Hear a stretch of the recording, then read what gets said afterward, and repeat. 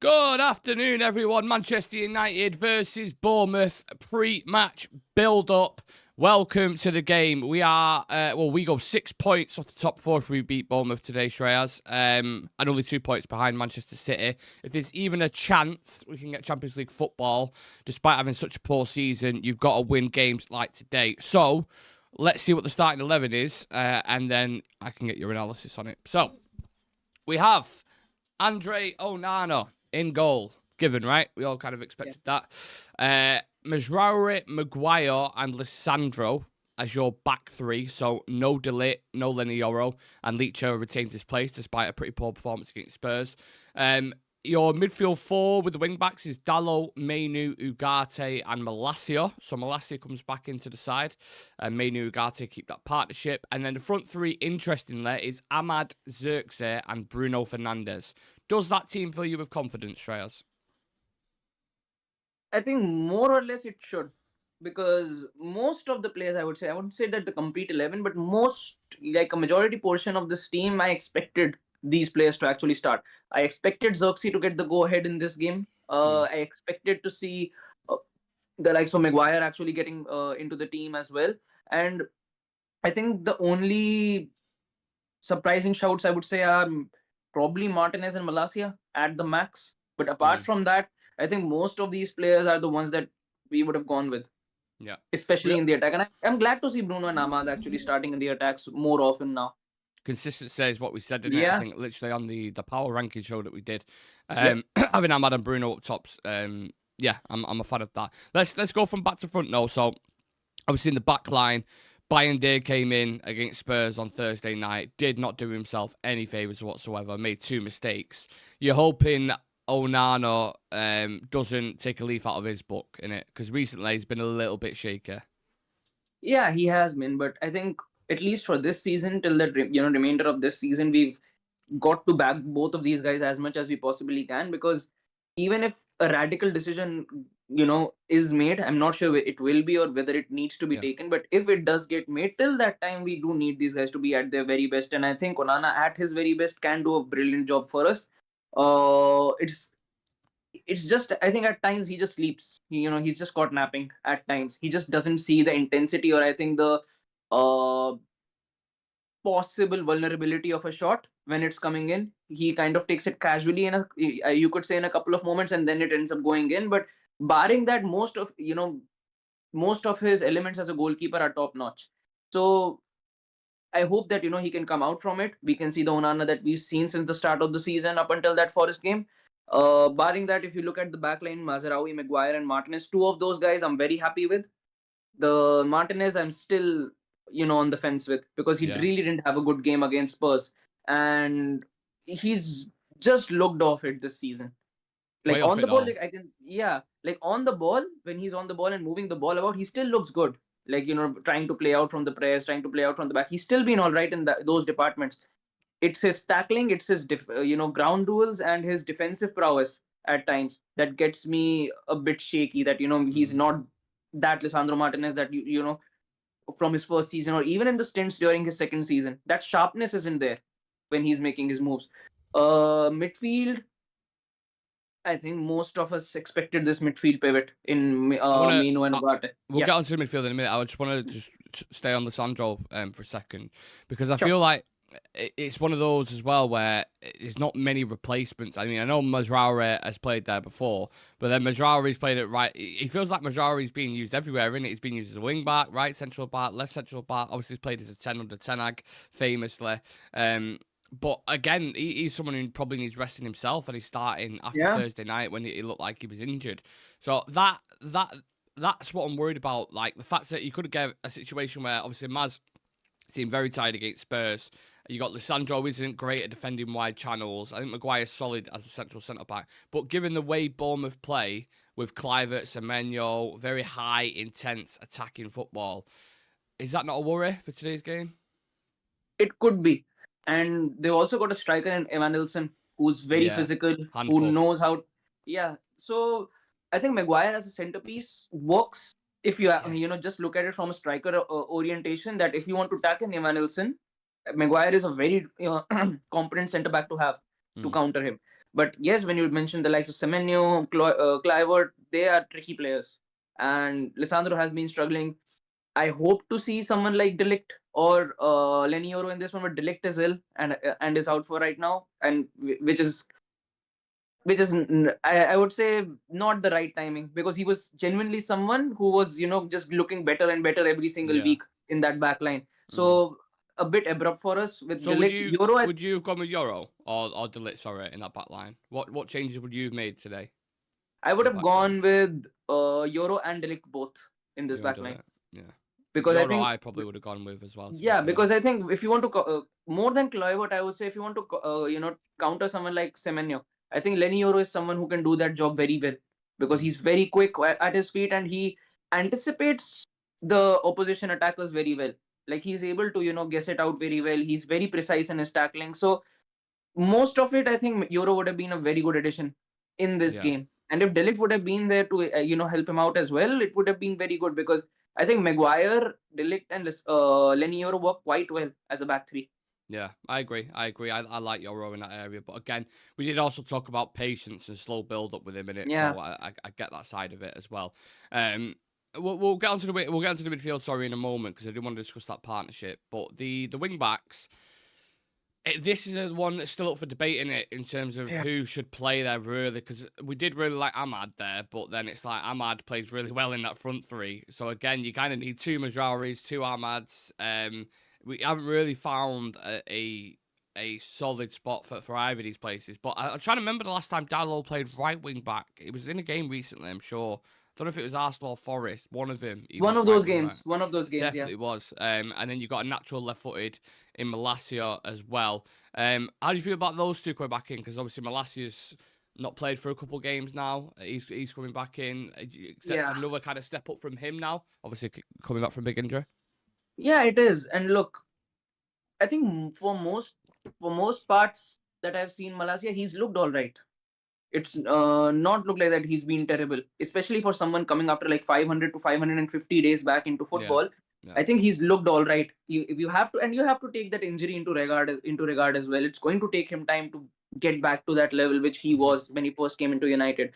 So for the most part, I'm quite glad with his recovery and the way he's been able to play for the club, and you can see it in his face as well how much he wants to play. So that's a really good sign with Malasia. Dallo, the only thing is, once again, just like you mentioned Mazraoui, I think he even deserves a rest. Like, you need to give him like a couple of games off, because since last season he's been playing every single game. Every single game, barring that one game that he was suspended for, he's never been ill. He's never been injured. He's been starting every single game. Which So is I a think surprise, right? Because we heard about his injury record at Bayern. We was kind of like, don't know, could be. And then everyone's going about Delit's injury record as well, and none of them have been injured really at all. exactly. So you got to, you genuinely got to actually be careful with these guys. And I think we can see it in a lot of teams as well, that sometimes fatigue does play a big role in the player's efficiency on the pitch. So Dallo fits into that category as well, and I just hope that he has a decent outing to it, because Bournemouth is a tricky team, and Bournemouth is a team that we struggled against a lot. We lost against Bournemouth twice last season. Even before that, we weren't really able to get convincing results against Bournemouth. So if we Bit of a take this bogey game team, light, aren't they? yeah, Bournemouth, they are. I think. I think they're. You could say Palace and Bournemouth. They are both bogey teams for United, and Bournemouth have always had that quality in them to come to Old Trafford and slot 3 or 4 past us. So you cannot take them casually or lightly. Yeah, that one last season actually, the one at Old Trafford was, I think, Paddock. Someone was really ill. One of the producers really ill, so he asked me to go in and work as a producer. And I remember watching from behind the screens, every goal go in when like Solanke scored, and he scored 2, and then scored 3, and the faces were just like, this is unbelievable. Like Bournemouth coming to Old Trafford and doing what they've done.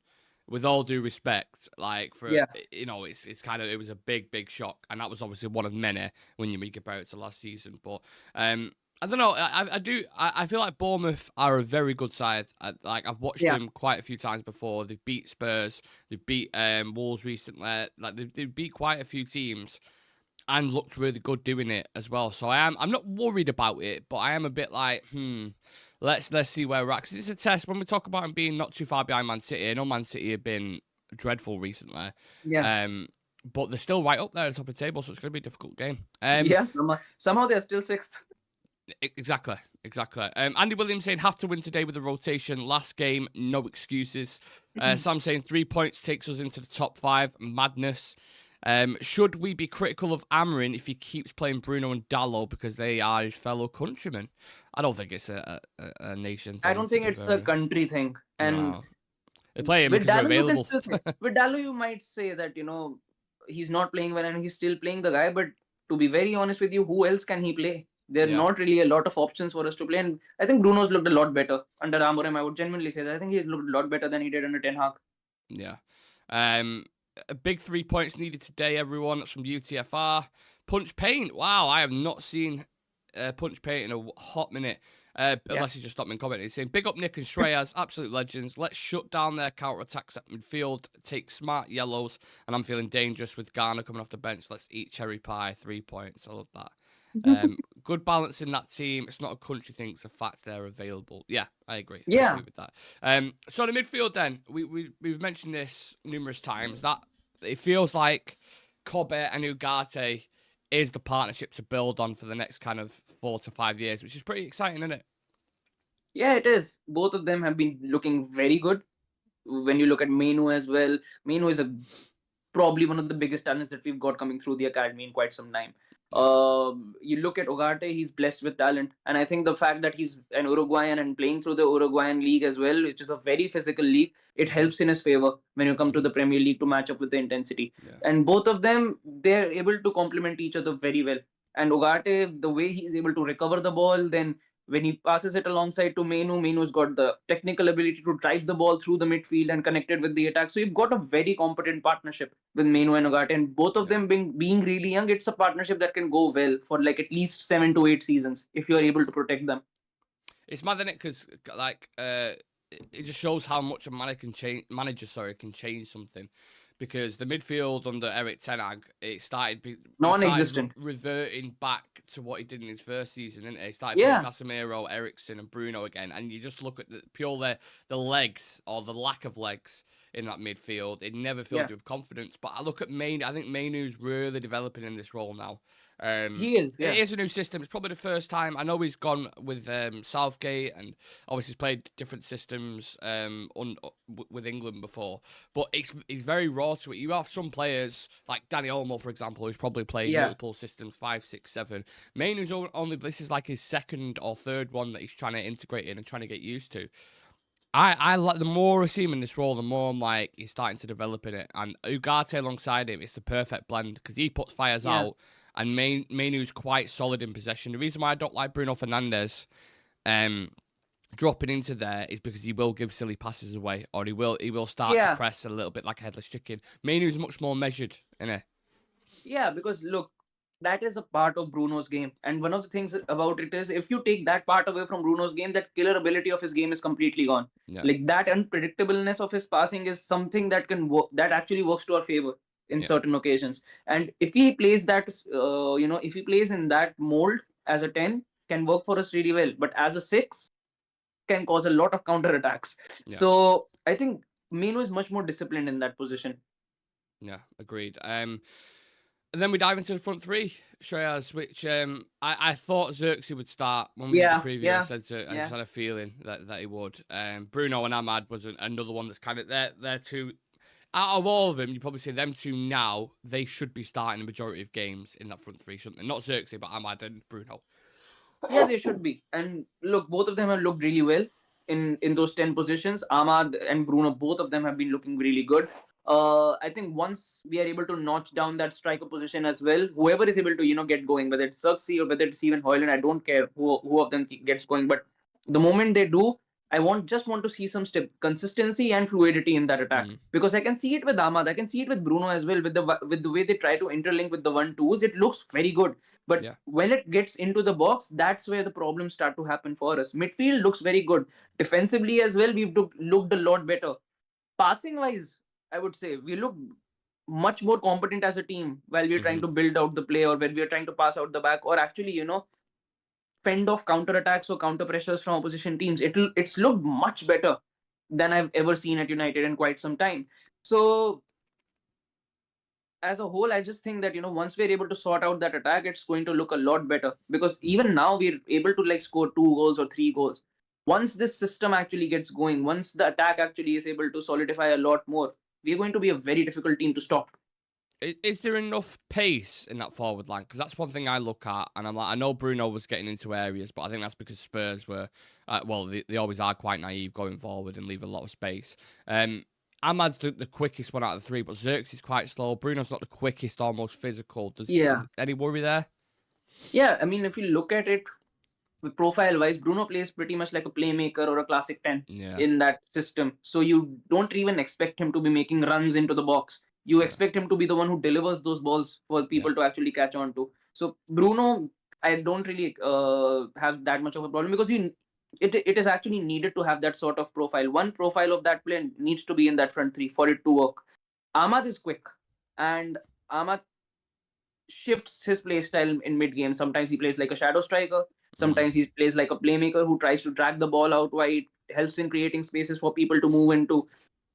Xerxes is just someone who I need to see more of. That how he fits into this system as a striker. Because if he tries to fit into this system as a false nine, it wouldn't work. Because Bruno and Ahmad both aren't those sort of players who are going to be making runs across him for people for the false nine to work. If it was Garnacho or Rashford playing with Xerxes, probably would have worked, because they're very quick, and they are those sort of wingers that like to move forward and go for goal. So Xerxes needs to readapt his play style a bit. The same way I say about Garnacho as well. Both of them are young, can do it, but they need to readapt their play style for them to fit into United. yeah. We're talking about pace there, and some quotes come out from Amorim. Usually I get into the manager quotes a little bit later, but it's very relevant to what we're talking about currently. Obviously, being asked about Marcus Rashford being out again, and he was like, Rashford out again, it is my decision, and it always will be. I want to see the best of my players, and then I try different things with different players, so that is my focus. I thought he could be. I thought he would be back in the squad today, and I thought he would have a good I didn't. performance. So I know you didn't. I think Sam didn't think he'd be in as well. It might be a case he might actually go in January. I mean, I don't know who's going to buy him, but you might not actually see him in the team again. That's It's why you crazy, remember isn't it? I texted in the group chat that, do you Yeah. probably think we've seen the last of Rashford in a United shirt, and probably he doesn't get another game for us? Might be the case, because one thing with Amorim that I really like is he doesn't mince his words. He's No. very straightforward and direct. So Great even communicator. the media cannot really spin it too much. He's very Exactly. bang on with his So he's very bang on with his comments, and for the most part, I would say I'm with the manager on this, because Absolutely.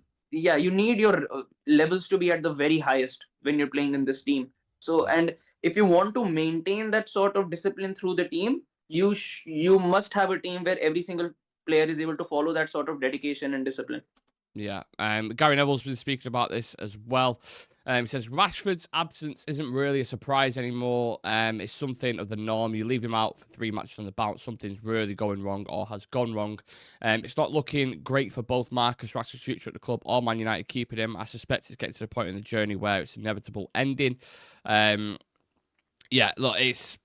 I don't want to make this a Marcus Rashford show because we've got an important game coming up, but obviously it's going to make headlines before a game like this. I just don't want it to completely overshadow if we do win this game or we do anything, and people would rather talk about Marcus Rashford than the good win that we've just got against Bournemouth. We're finally into the top half of the table, etc. So I hope that this narrative doesn't just drag on forever, which I suppose is maybe me being a bit naive, because I feel like it's just going to be in the media until he leaves effectively. Right, let's just discuss it as a collective then. We've been through the teams as individuals, Shreyas. How do we stop these mistakes that we keep making? You think about Onana and Lissandro against Nottingham Forest. You think about the mistakes we made in the last game against Spurs, and there's many other games that you can kind of reference. How do we get rid of these mistakes? Is it a case of removing the individuals who are making them? I think give them a bit more time to get used to the system. Not talking about Onana right now, just talking about Lissandro. Give him a bit more time to get used to the system, because going into another window and looking for another centre back as a starter might be tricky, considering the sort of funds that we are working with at the moment. And if Lissandro is able to, fit and mold himself into this system and work well, and get back to the levels that we originally supposed him to be at, then you're pretty much sorted. But Yeah. you need to be very careful with who you bring in now, because I think this team is in a very delicate position right now. One wrong signing and one heavy investment that doesn't go right, and we are back to square one where we started off. So we need to be careful. Whether with Onana, I think with goalkeepers, it's really tough to call it, because I do understand that players can make mistakes, but the type of mistakes that we are making, that's the issue that I have at the moment. Because that goal that went in against Nottingham Forest, I just didn't quite understand how that went in even now, with the Mm. way that shot was taken and how it went in. So I just think when you get to this level, there's certain sort of mistakes that should never really happen. Like, you can have some misdirected passes, Yeah. some normal errors that, while you're trying to play the ball out from the back and someone just is able to pressure and you lose out on the ball, that is still quite understandable. It happens. But a ball just pinging at you from a distance and then just dragging past you into the net, I just don't understand that angle with Onana. What have you made of his ball playing ability though? Because obviously he was brought in for that, and I still see to this day a lot of people saying he's not even that good with his feet. I think I've seen more from him, and I don't know if this is a fair assessment or if people agree with this. I think I've seen more from him long distribution, if that makes sense. So quite a lot Yeah. of the long balls he hits quite accurate. Obviously, some go out, some don't. But in terms of his short, he's not like, sometimes with these keepers that are really good out from the back, you get those little clips, don't you, to the wing back or over the forwards. Those I'm not really seeing a variation of. And sometimes, obviously, if you think about the mistakes that he's made playing out from the back, what was the one recently that was like a replica of the Galatasaray one, where they scored? Fuck, was it Europa League game? Victoria Was it Pleasant. Bodo Glimt? No, it was Victoria Pleasant. I'm sure because he went to give it to De Ligt for that bounce pass. So and he give it to them, and they squared it and scored the first goal of the game, and then we went on to win that game. But he made that mistake there. I remember the Galatasaray game I just mentioned. He got Casemiro sent off pretty much. I remember there was one against Sheffield, I think, where he gave it to Dallo. I think it was. Then And then Jaden Bogle was able to win it, and then they got the early goal. I mean, there's probably 5-6 reference points that you can go through. In fact, I'd like to see a stat on how many mistakes he's made since joining Man United. I think that would be interesting to go through, because it's got to be double figures, hasn't it? Yeah, it has to be. And I just want us to be a more competent team when other people are taking set pieces, when other people are taking corners, because it just feels like every single game this is the script. They get a set piece or a corner and they're going to score. So I think we do need to get better in that department. As a goalkeeper as well, I think when it comes to playing the ball out from the back, and when it comes to fending off opposition attackers when they're trying to press him, he's good in that department. He's able to distribute the ball out quite well.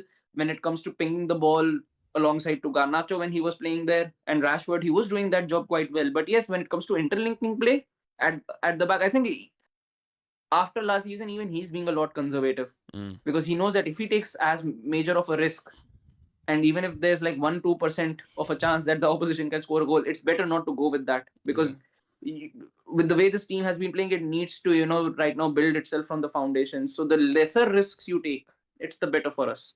I think the fact that the coach turned around and said that we purposely targeted Onana, for a coach from Victoria Pleasing, with all due respect, to say that's something that's slightly concerning. But again, we're talking about individuals here. I tried to speak about the squad and end up getting kind of cobwebbed in that. Overall wise, I would say it's much better, because right now we are not making collective mistakes.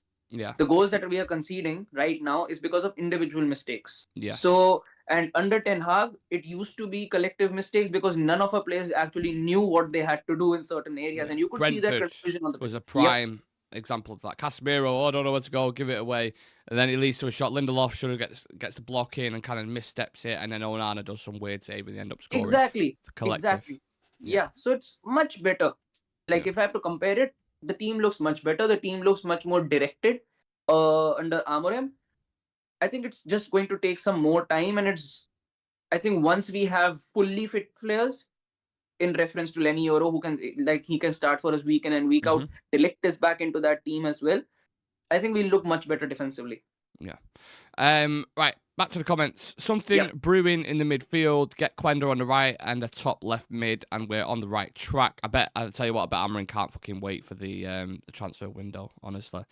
Garnacho has a very low footballing IQ, head down and run. He's not a very intelligent footballer like Ahmad or Bruno. I mean, that's getting pinned. That's such an accurate comment. I think he might struggle to adapt to the system. I really like him as a raw winger. He's good, but as that inside 10, I don't know. Obviously he's on the bench today, so hopefully he can come on and make I just want to see that bite from him back. Like when he gets on, I just want to see that version of him again, because right now it doesn't look that he's at it. Yeah, agree. Punch saying, hopefully the lads are listening to Hail Mary in the dressing room. First goal is ours. Do you want to ride or die? La da da da da da. I've actually got that song tattooed on my punch paint, funnily enough. Hail Mary. He's an okay keeper on this day. A very bad goalkeeper in bad, nothing special. Anything in the 6-yard box should be Onana's ball. He needs to come off his goal line with the Superman punch. Right, back to the overall. I keep referencing fatigue. I have a feeling this is going to play a big part, and I think Thursday night playing Spurs in the game that it was, because it was quite a back and forth game, quite a lot of energy involved. Even for the subs coming on, it was quite intense, as it always is against Spurs. I think Bournemouth will target that today. Yeah, I think they'll try to impose their physicality. They genuinely will be, because they know that most of these players are tired, and that's why I'm just a bit worried about Mazraoui, because I think they're going to target him as much as they possibly can. I know Mazraoui can fend off himself.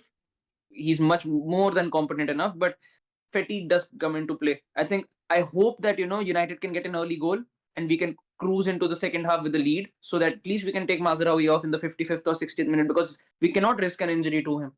Yeah, I agree. And that's where subs, again, will be important. I'll get up the subs bench now, actually, because I don't think I've...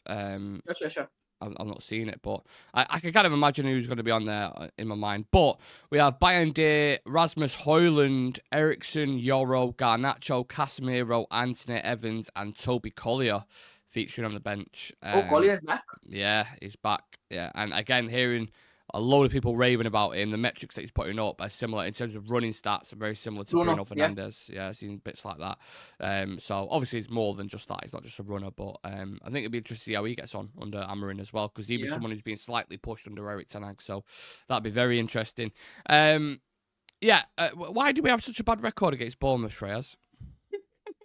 I really have no idea. It just feels like every single time we come up against them,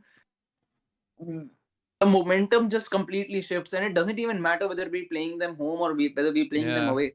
They just seem to have an upper hand against us for some reason, for some weird reason.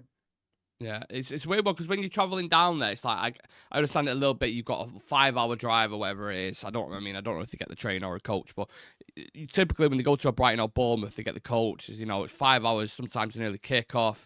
You get factors like that. But at Old Trafford at 2:00 on a Super Sunday, you should not be losing to Bournemouth, regardless. I don't care what form we're in at the minute. We should be beating them today, or at least, even if it sounds really bad, I'm not going to say that. I'll say even if it's a draw, given where we're at the minute. But no, I think you should definitely be winning at Old Trafford. And I'm thinking, if you look at Bournemouth, you look at they are a good team, but they do have weaknesses. They are relatively inexperienced at the back. They have a lot of young players in that back line. They're not the tallest of teams, which we're not either, so I don't know whether we can kind of use that to our own strengths. They're very risky when they press, and they're wasteful in front of goal. So you have bits there, like the pressing is one where if you can actually do those chain of passes, those 2 or 3 kind of really where you penetrate in between. You get that in between to Bruno and then through the lines to Xerxes or an Ahmad.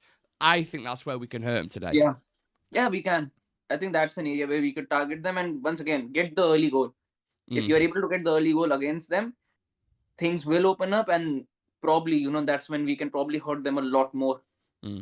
Yeah, and after beating City the way we did as well, it feels like if we was to lose today, it's like two steps forward. I know. Forward, 2 steps back in it. What's the point of winning a derby in the dramatic fashion that you did, and then you go and lose to Bournemouth? Exactly. Can't be asked with that. That's like Liverpool. It's what, sorry? That's pretty much like Liverpool. They beat us, then they went to Bournemouth, and they lost 2-0. Yeah, exactly. Right, back to the comments. Anything? Oh, sorry, read that out. This is proving to me that Rashford and his team was the team leak too. Interesting. Wonder what they've done to stop leaks. That's a great point because usually we know anyway because obviously we always go live for the pre-match build-up, and you do about 45 minutes before the game, before the team lineups are supposed to come out. Typically, you usually do, and it's always United HQ on Twitter. It's Amorim Ball on Twitter as well, and there's a couple of others who will leak it. So obviously their source, whoever it is, they've cut the head off the snake, and it's not happening. Which is I'm glad to see actually. When a team knows like they did with the derbies, it can have a big effect on the team. And obviously, if you cut that off, then it's just a given that it's going to be a positive for us. So yeah, happy that that stopped. I mentioned at the start of the show, Shreyas, the pre-match build-up, we go level on points with Bournemouth and Brighton if we win this. Not where we want to be, but if you want to be in that top half of the table, at least trying to get whispers around any kind of European football, today is the day, isn't it? Yeah, and this is the perfect opportunity that we've got because if we win today, I think we go up to 8th. Yeah. And we're going to be just 1 point off Newcastle. So... And if we win today, we might even be just 3 points behind Villa because Villa won yesterday as well against City. So oh my God, City lost again, didn't they? Wow. Yeah. So Villa on 28, we might be able to get to 25 points. So it's a big way. It's going to be a big result for us if we are able to get through the line because Tottenham play today as well against Liverpool and they might drop points. So you want to capitalize as much as you possibly can today because this is the best opportunity that United have got to punch their way to 8th or 7th position. Because right now, a lot of clubs have finally found some momentum. Newcastle have found some new life with Isak and everyone who... Isak and Gordon have been absolutely amazing for them. So Newcastle have looked good. Tottenham are up and down. And Villa as well. Villa were up and down, but Villa have been able to get some results in beating City yesterday too. So I think if we are not able to win today, that gap is just going to widen. This is the perfect opportunity that we've got. I know this is a pre-match build-up for United game against Bournemouth, but I wanted to ask you about City. I don't think they will, but would they ever sack Pep? Let's say if they go down to 17th in the league, right? I mean, this is like really wishful thinking, but if we look at the Premier League table, they are currently 6th on 27 points, okay? West Ham, let's say, are a team who are 14th, so West Ham are 7 points off him. If City lose their next 2 games... they could drop into the bottom half of the table. I don't know who they play next. I'll pull it up. I've got it here. So they play Everton at home and Leicester away, West Ham, and then Salford. If they don't start winning in those games, will there be whispers about that? Do you think? I don't think they can sack him. That's the thing. I agree. Like, there's because no the way. Point is, they were very, very quick to give him another year as a contract extension. So now if they go and do that, it's not a good look at all. Imagine if he left before. Imagine if he just went, no, I'm done. I think that could happen. I think that could be something that might happen, that Pep walks out. I don't think that they'll sack him. Pep might walk out on him. So I think they're just in a lot of trouble at the moment because the players look disillusioned whenever they're on the pitch. And with the manager as well, I think this is the first time where I've seen Pep hopeless on the pitch, that he actually doesn't know what else he can do. He looks like fucked today. It's just, you see him on the sidelines, some of the expressions that he's pulling, his face is just like, what on earth is happening? This is like so chaotic. It reminds me of like the managers that we've had, when we've gone through spells and they're on the sidelines and they're just kind of scratching their thinking, how on earth is this fucking happening? Even if you watch that Villa game, within the first minute, Gvardiol makes a mistake and Villa goes for a goal and they nearly score. And you're like, oh my goodness me. Like, I don't know. I think he's desperately waiting for that January transfer window. I promise you, as soon as the 1st of January hits, news of a Zubimendi or news of other players coming in. Zubimendi, Wirtz, every single one of those players, they're going to get linked with them. Every single one of them. Yeah. Right, back to the thing game. Who's the ones to watch for you today, Shreyas, for both teams, for Bournemouth and United? Ahmad and Ugarte for us. And Ahmad and Ugarte for us. And for Bournemouth, I would say Evan Nilsson is someone that you could look at. And oh, Bournemouth, Kirkes. Kirkes. Yeah, Kirkes. I think it's going to be interesting. Obviously, it's a chance for him to put himself in the shop It's window an as well, audition because for him. obviously, Braithwaite exactly. failed. Will he be able to Exactly. match up? Hopefully, as I say, a similar game to Branthwaite and makes a Yeah. mistake and made up scoring. But yeah, I'm gonna go. Ahmad is the obvious one who's the threat in that forward line for us. But I think in terms of an interesting battle, I think that left hand side with Kirkes or Clivert, if they drift over there against a Majraura and a Dallo, I think that'll be the key areas for me personally. Yeah. On Yeah. Bournemouth, it's having a super impressive season so far. In the last 5 games, drew with West Ham, beat Ipswich, beat Spurs, beat Wolves, lost to Brighton.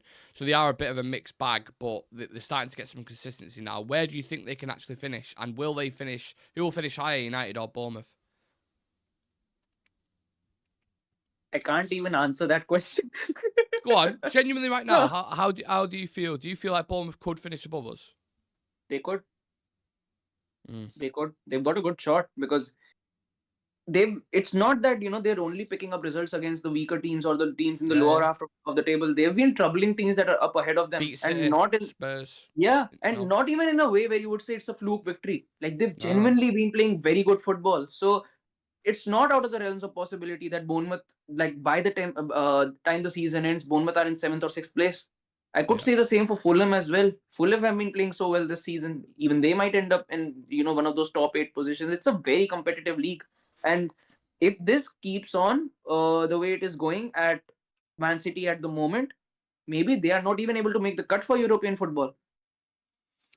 Well, with Bournemouth not having European football as well, like you say, they've just got one game to focus on Exactly. week in, week out. That's why I'm saying it could play a part before with fatigue and stuff, because we had Thursday night, a bit of a grueling game. They're like fully focused. They play with a lot of energy anyway. Yeah, I'm slightly worried about that. I'm just having a look at the team. So they've got Aretha Biaga in there. Hulson, who's a big talent, by the way. That's centre back that they've got, really good player. And he's going to go to a big club, I promise you that. He will, for sure. They've got Kirkes, Evan Nilsson, Christie, Dango, Adams, Smith, Clivert, Semenyo, and Zabiani. So no Evan Nilsson. Evan Nilsson's not... Oh, he's starting. Sorry, I was just mentioning that. So yeah, interesting lineup for them. IRO lost shout with manager of the season so far.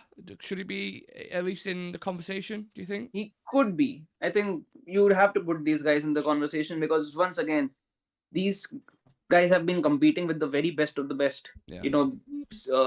If you have to compare it quality-wise, and if you have to compare it with the kind of budgets that these teams have got to be able to match teams like Spurs, City, Liverpool for that matter as well, us, it's a big... I think they've made a big leap. And in comparison to the way they played last season, it's a genuine big leap to where they've gotten this year. Yeah. I mean, I think Slot's probably going to get it in it, especially if he wins the league with Liverpool in his first debut season. He's definitely going to get it. But I do think it's important to mention managers like that because the job, it can't go unnoticed. Having Bournemouth top half of the table, close to the likes of City and Villa with the budgets that they've got. Obviously, Nuno Espirito Santos is going to be another one for what he's doing with Forest. He's in there in 4th. Yeah, Enzo is someone else you could discuss. Marco Silva at Fulham's doing a phenomenal job. So I'm just saying in contention, not that they should win it. Do you know what I mean? We should do. There's only one Jimmy Grimble and give it to Bloody Ahmad. Their wee young centre back is very good in the air too. Yep. Marcus Rashford, bro, is probably the snake.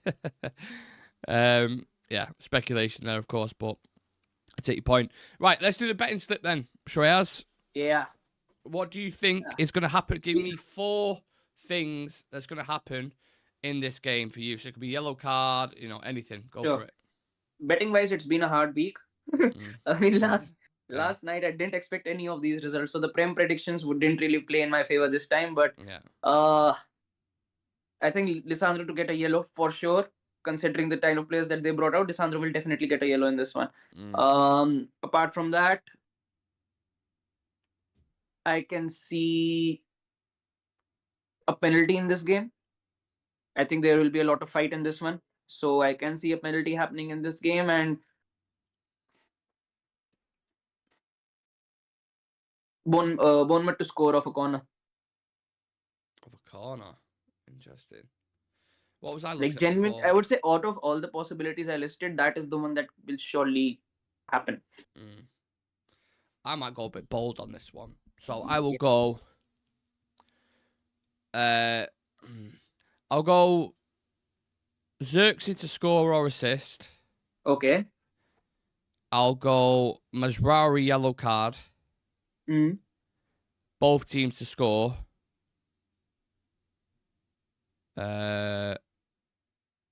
And Ahmad 2 shots on target. That's what I'll go with. I think that's fair. I think this could be a bit of an open game, to be honest with you. I think it could be a couple of goals. I mean, I could be completely wrong. I don't expect it to be cagey or anything, but I expect it to be competitive. And I also expect, Shreyas, I'm going to go with the score prediction first and you give me yours. I expect United to win 2-1. Same. I've gone with the same one. 2-1. Yeah. I think we'll score.